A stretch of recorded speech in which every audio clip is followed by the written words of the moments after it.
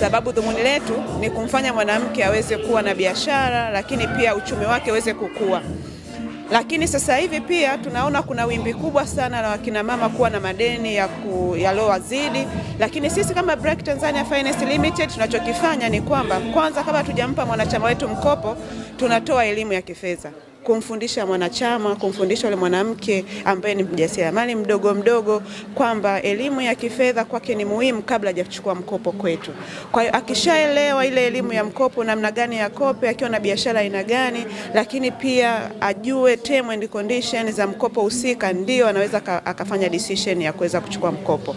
Kwa hilo ndio linaweza kutusaidia sisi watu wa BRAC kufanya wanachama wetu wengi tunawapa mkopo wanaweza kukuza uchumi wao, lakini pia wanahudumia familia zao, na tuna wanachama almost 400,000 na 50,000 ambao impact kwa community kwa upande wao wanawake ni kubwa sana.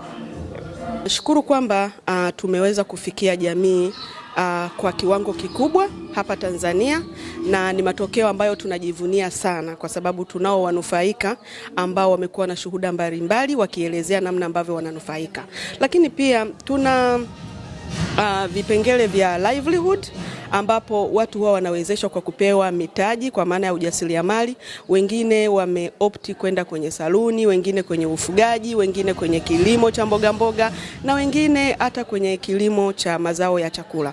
Na hawa wote ni wanufaika na huwa wanapitia mafunzo. Wakisha qualify yale mafunzo, wanafundishwa namna ya kumanage hizo biashara ndogo ambazo baadaye huwa zinawaletea faida na matunda tunayaona. Kwa hiyo ninajivunia kuwa mwanamke, ninajivunia kuwa mfanyakazi wa BRAC Maendeleo Tanzania, ninajivunia kuwa mtaalamu wa elimu katika shirika la BRAC Maendeleo Tanzania kwa sababu mchango wangu ni mkubwa sana. Na ndoto yangu kubwa ni kuhakikisha wasichana wote ambao wamekatisha masomo katika mikoa ile ambayo tunafanya kazi wanarejea madarasani na kutimiza ndoto zao. Asante. Naitwa Sema Sultan Chuma. Mimi ni hilo neno sasa au mimi nimewezeshwa, nitaongea mimi ninavyojua mimi, si ndio? Haya. Kwa majina naitwa Sema Sultan Chuma. Mimi niliwezeshwa katika mradi wa AM.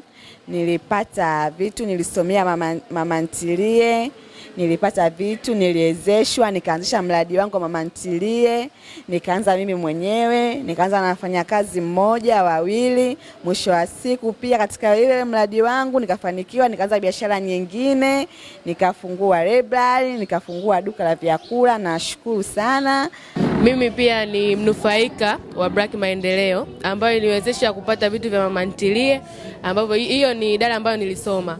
Lakini mpaka sasa nashukuru Mungu kwa BRAC Maendeleo kuniwezesha, na pia nilipata mkopo kutoka BRAC. Kwa hiyo nimewezeshwa sasa hivi na mama ntilie 2 pamoja na duka jingine la nguo. Nashukuru sana BRAC, na pia niwape moyo wale wote ambao wanataka kujiunga na BRAC.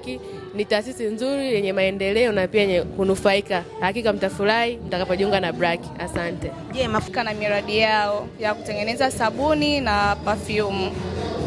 Mpaka hapa nilipofika nashukuru nimenufaika sababu naendesha biashara zangu mwenyewe na nategemea mkopo, nachukua mkopo fanya biashara zangu, nasomesha mtoto wangu, na pia hapa nilipofika nimeweza kupata mtu mwingine pia na mimi anaonisaidia na namlipa kupitia BRAC hiyo.